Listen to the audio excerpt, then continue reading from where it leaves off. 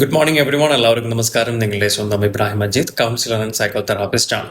അപ്പം നമ്മൾക്ക് ഏകദേശം ടൈം ആയിക്കൊണ്ടിരിക്കുകയാണ് കേട്ടോ. ആരൊക്കെയാണെന്ന് ചോദിച്ചു കഴിഞ്ഞാൽ നമ്മളെ +2 എക്സാം എഴുതാൻ പോകുന്ന കുട്ടികൾ, അതുപോലെ തന്നെ SLC എല്ലാ പബ്ലിക് എക്സാം എഴുതാൻ പോകുന്ന കുട്ടികളൊക്കെ ഏകദേശം ടൈമുകൾ ഇങ്ങനെ അടുത്ത് വരികയാണ്. നമുക്കറിയാം നോർമലി എക്സാമൊക്കെ മാർച്ചിലാണ് ഉണ്ടാവാറുള്ളത്.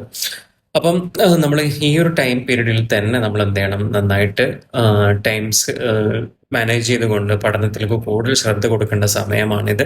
അതുപോലെ തന്നെ പലവരും ചെയ്തുകൊണ്ടിരിക്കുന്ന ഒരു കാര്യം എന്ന് പറഞ്ഞാൽ എക്സാമിൻ്റെ തൊട്ടടുത്തുള്ള സമയങ്ങളിൽ പഠിക്കാൻ വേണ്ടിയിട്ടുള്ള തയ്യാറെടുപ്പ് എടുക്കും.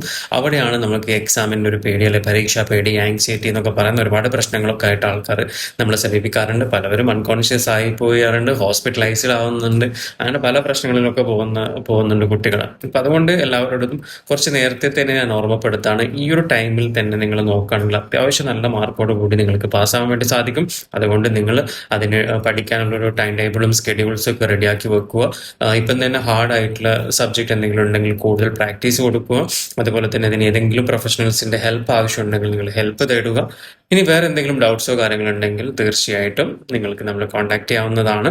അതുപോലെ തന്നെ എക്സാമിന് പേടിക്കുന്നവരുണ്ടെങ്കിൽ, എക്സാമിന് എങ്ങനെ സ്കെഡ്യൂൾ ചെയ്യണം, എങ്ങനെ പഠിക്കണം, ഇത്തരത്തിലുള്ള ഡൗട്ടുകൾ ഉണ്ടെങ്കിൽ, എങ്ങനെ നമ്മളെ മെമ്മറി ഇമ്പ്രൂവ് ചെയ്യാമെന്നുള്ള ഡൗട്ടുകളൊക്കെ ഉണ്ടെങ്കിൽ തീർച്ചയായിട്ടും നമ്മളെ കോൺടാക്ട് ചെയ്യാവുന്നതാണ്. അപ്പോൾ എല്ലാവർക്കും നല്ലൊരു ദിവസം ആശംസിക്കുന്നു. Thank you everyone.